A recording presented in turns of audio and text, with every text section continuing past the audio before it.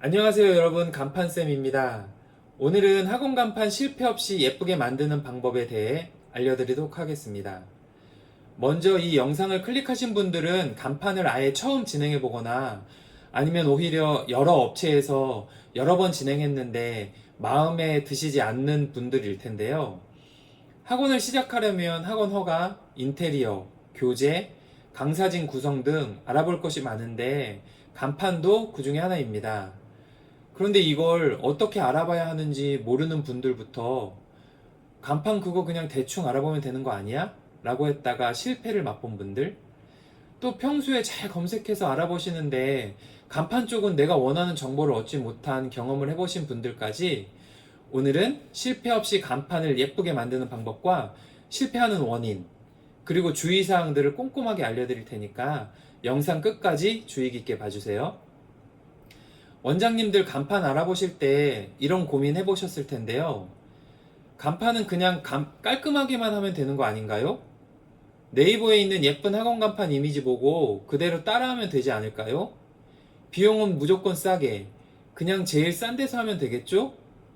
이런 생각으로 간판을 결정하셨다가 막상 시공 후 크기가 작아 보인다, 밤에 안 보인다, 학원 느낌이 안 난다, 학부모들이 잘 못 찾는다는 등 피드백을 받는 경우 정말 많습니다.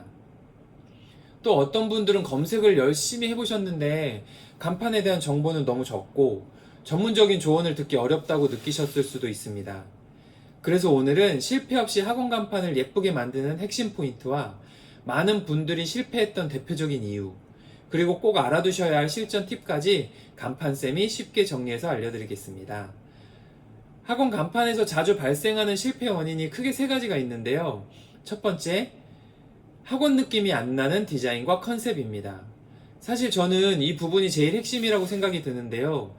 디자인과 컨셉이 잡혀있지 않는 학원은 간판이 이뻐지기가 쉽지 않습니다.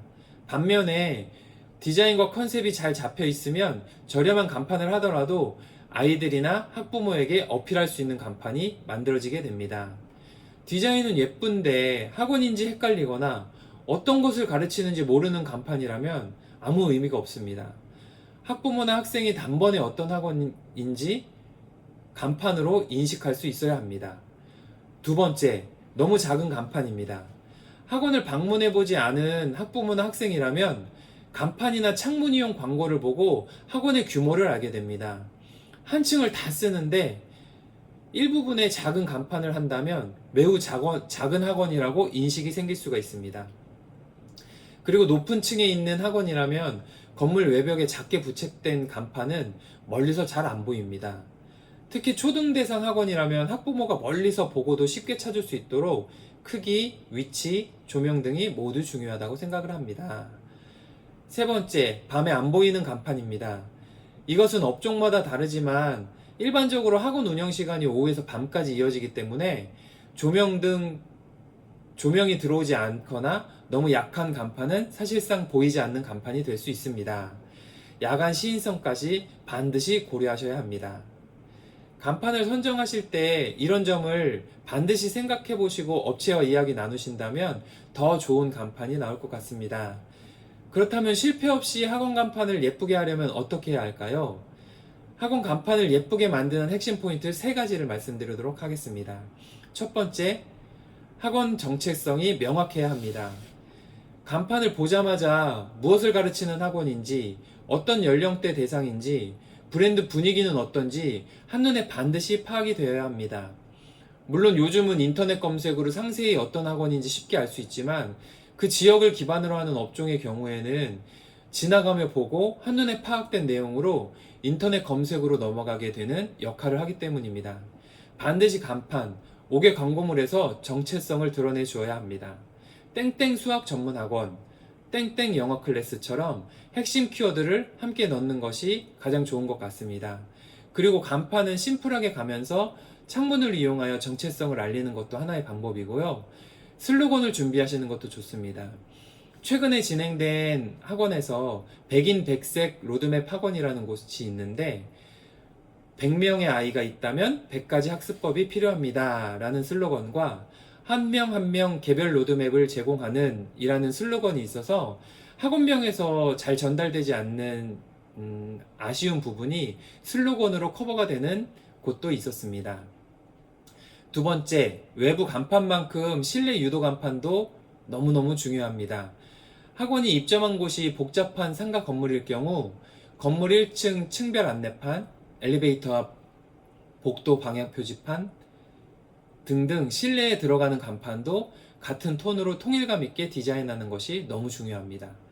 이 부분은 아이들이나 학부모들이 들어와서 헤매지 않게 해주는 친절한 학원으로 만들어주는 아주 중요한 부분인데, 사실 대부분 나중에 추가되는 부분이라 처음부터 진행되지 않으면 비용적으로나 일정 등 불편한 부분이 생길 수 있으니 꼭 챙기셔야 합니다. 세 번째, 좋은 디자인과 컨셉을 잡기 위한 간판 업체와의 소통입니다. 간판은 간판 업체에서 만들지만 사실 그 안에 들어가는 내용은 원장님의 생각이 반드시 들어가야 된다고 생각합니다.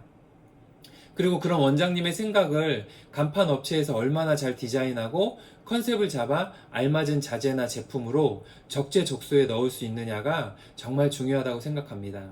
이렇게 잘 소통하며 진행될 때 실패 없는 예쁜 간판, 원장님과 학부모, 그리고 업체까지도 만족하는 간판이 나온다고 생각합니다. 마지막으로 간단하게 설치 전 알아야 할 실전 팁을 말씀드리자면, 학원 간판도 크기나 위치에 따라 허가 대상일 수 있습니다.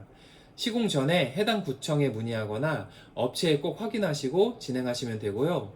특히 교습소의 경우에는 반드시 간판에 과목에 맞는 교습소 표시가 되어야 하니 참고해 주세요. 오늘은 실패 없이 예쁜 간판을 하는 법에 대해 나눠봤는데요. 예쁜 간판의 관점이 좀 바뀌셨나요? 예쁘기만 한 간판보다 잘 읽히고 신뢰를 주는 간판, 학원의 가치를 보여주는 간판이 진짜 좋은 간판이라고 생각합니다. 실패 없이 예쁜 간판을 진행하고 싶으시거나 소통 잘하는 저희 업체에 대해서 궁금하신 것이 있으시면 아래 고정 댓글에 있는 링크 꼭 클릭해 주시고요. 오늘 영상이 도움되셨다면 좋아요, 구독, 알림 설정 부탁드립니다. 궁금한 점은 댓글로 남겨주시면 간판쌤이 직접 답변 드리도록 하겠습니다. 지금까지 간판쌤이었습니다.